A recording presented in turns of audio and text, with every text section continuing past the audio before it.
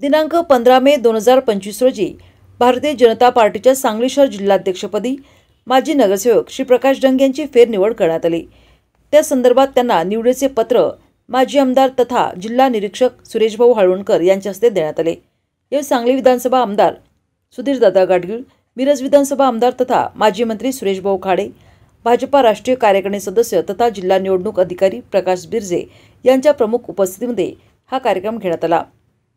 यावेळी नूतन जिल्हाध्यक्ष श्री प्रकाश डंग बोलताना म्हणाले की वरिष्ठ नेतृत्वाने माझ्यावर जो विश्वास दाखवला आहे तो सार्थ करेन आणि दिलेली जबाबदारी पूर्णपणे पार पाडेन। तसेच राष्ट्रीय अध्यक्ष तथा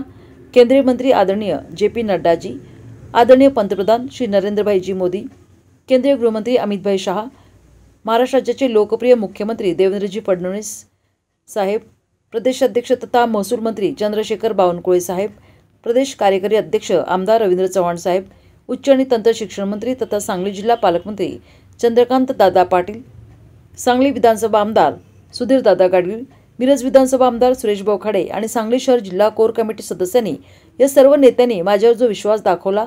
आणि माझी फेरनिवड केल्याबद्दल त्यांचे मी आभार मानतो। येणाऱ्या स्थानिक स्वराज्य संस्थेच्या निवडणुकीमध्ये भारतीय जनता पार्टीचे सर्वाधिक जास्त उमेदवार निवडून येतील याची ग्वाही मी आपणास देतो।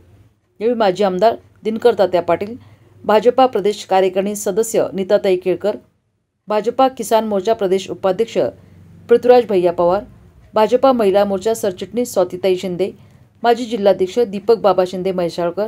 जिल्हा सरचिटणीस विश्वजित पाटील, मोहन वाटवे, गीताताई पवार, राजू चव्हाण, प्रवीण जाधव, सर्व जिल्हा पदाधिकारी, प्रदेश पदाधिकारी, मंडल अध्यक्ष, बूथ प्रमुख, शक्ती केंद्र प्रमुख आणि कार्यकर्ते उपस्थित होते।